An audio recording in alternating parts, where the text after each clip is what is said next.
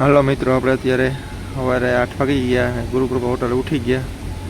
હવે અહીંયાથી ધીરે ધીરે નીકળીએ, ચા પાણી નાસ્તો પાણી કરી. જોવો અત્યારે સવારનો નજારો.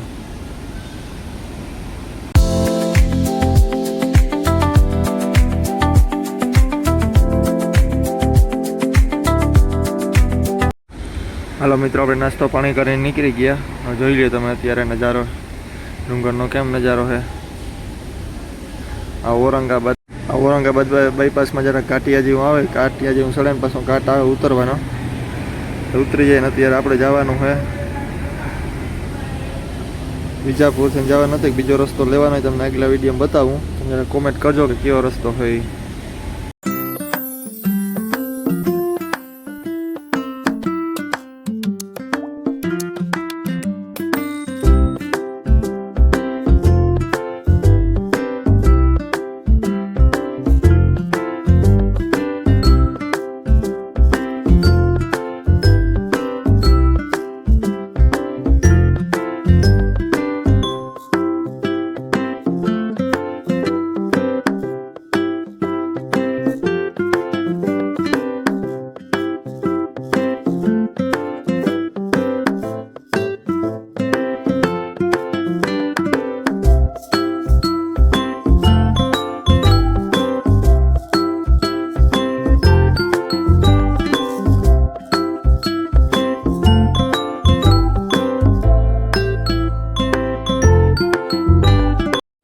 હાલો મિત્રો, જો તમને ઝૂમ કરીને બતાવું તો તમે ઔરંગાબાદથી કોઈ ઘણા ગાડીઓ હાલે તો જોજો કે આ કિલ્લો કેનો કિલ્લો હતો અને કિલ્લાનું નામ શું જરા કોમેન્ટમાં જણાવજો.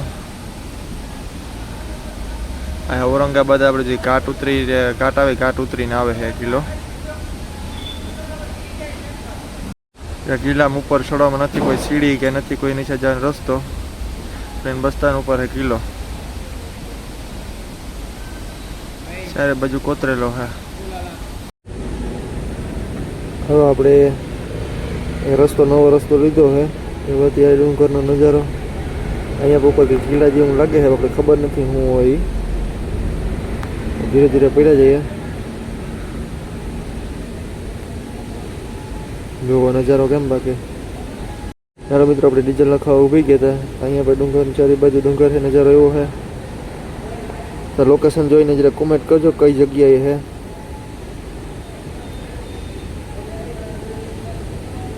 ડીઝલને નખી લીધો ન તો નીકળી ત્યાંથી.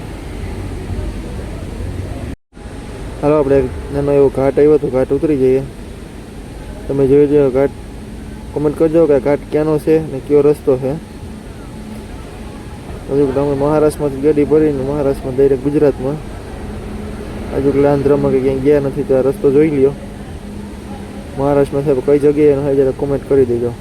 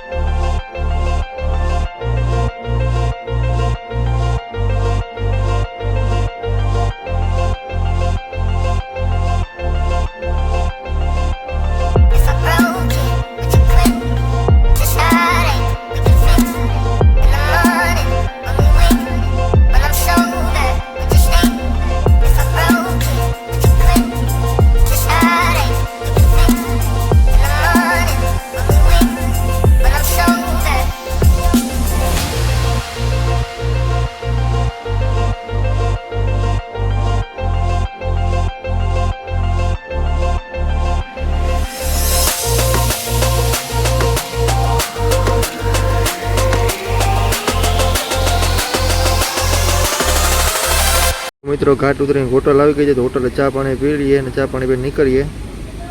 ચાલો પાછળ નેક્સ્ટ બ્લોગમાં મળીએ. જય સોનલમાં, જય વસરાજ.